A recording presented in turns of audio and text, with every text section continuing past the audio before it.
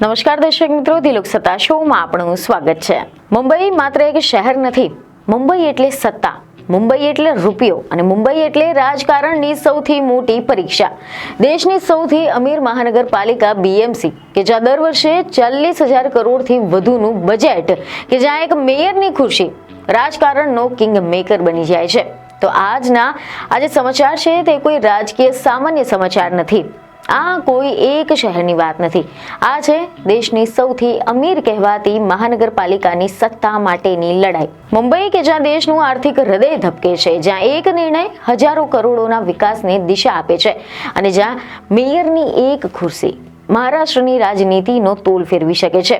અને આજે આ પ્રશ્ન એક જ ઉઠી રહ્યો છે કે મુંબઈનો કિંગ કોણ બનશે? બીએમસી ચૂંટણીનું પરિણામ આવી ગયું છે, આંકડા સામે આવી ગયા છે, પરંતુ જવાબ હજી પણ નથી મળ્યો. ભાજપ સૌથી મોટી પાર્ટી બની ગઈ છે. ભાજપના નેતૃત્વ હેઠળનું જે ગઠબંધન છે તે બહુમતીના આંકડા સુધી પહોંચી ગયું છે. છતાં પણ મેયરની ખુરશી પર હજુ પણ ધુમ્મસ છવાયેલું છે.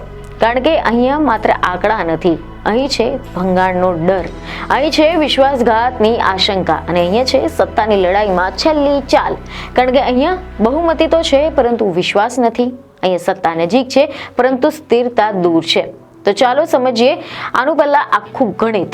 તો એવા અહેવાલો સામે આવ્યા છે કે 227 સભ્યો વાળી બીએમસીમાં બહુમતી માટે જરૂરી છે 114 સભ્યો. અને આ ચૂંટણીમાં ભાજપ સૌથી મોટી પાર્ટી બની ગઈ છે. ભાજપને મળી છે 89 બેઠકો.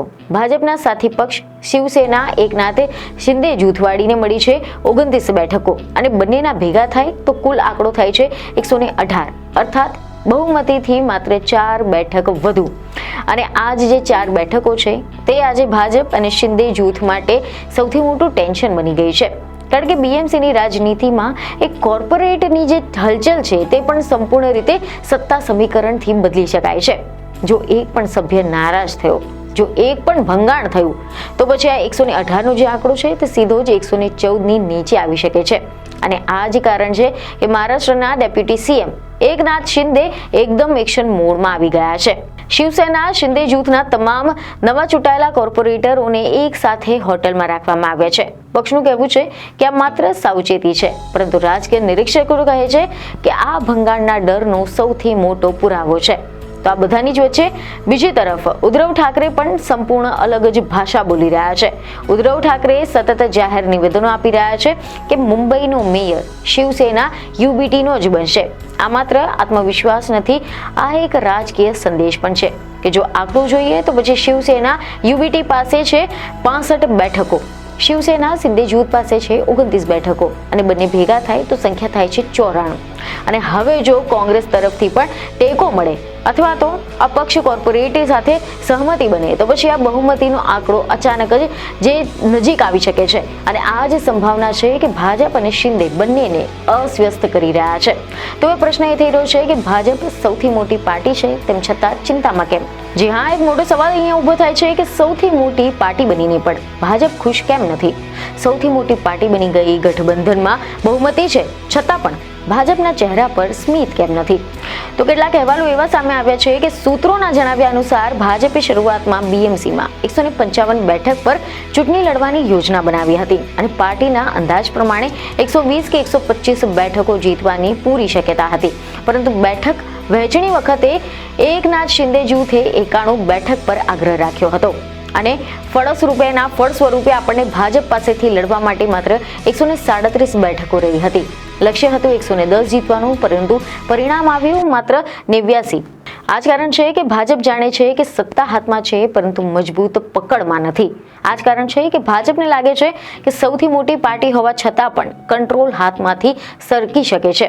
હવે આપણે વાત કરીશું બીએમસીનું મહત્વ શું હોય છે અને મેયરનું પદ કેમ આટલું મહત્વનું માનવામાં આવે છે.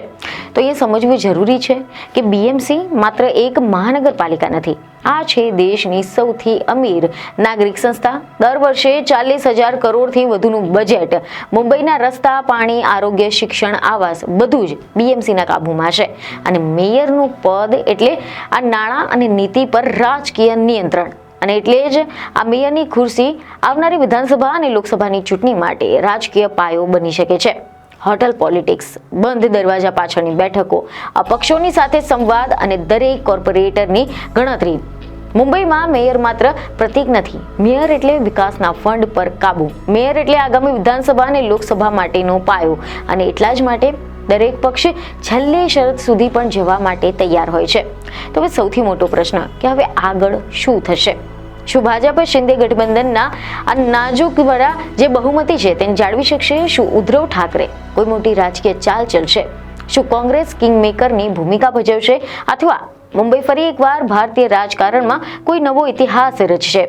પ્રશ્ન ઘણા બધા છે, પરંતુ જવાબ નજીક છે. જો કે હજુ સુધી સસ્પેન્સ યથાવત છે. તેમ છતાં પણ એક વાત ચોક્કસ છે કે મુંબઈમાં સત્તા માત્ર આંકડા નથી. અહીંયા વિશ્વાસ, વફાદારી અને છેલ્લી ક્ષણની રાજકીય ચાલ બધું જ નિર્ણાયક બને છે. મુંબઈમાં સત્તા મળે છે ગણિતથી, પરંતુ ટકે છે રાજકારણથી. અને આ છે મુંબઈના કિંગની અસલી લડાઈ. મેયરની ખુરશી માટેની આ લડાઈ હજુ પૂરી નથી થઈ. અને ત્યાં સુધીમાં મુંબઈનું કિંગ કોણ? આ સવાલ યથાવત રહેશે. તો હવે આ અંગે તમારું શું કહેવું છે તેમને કમેન્ટમાં જરૂરથી જણાવો. બીજને ખબર સાથે ફરી મળીશું. ધન્યવાદ.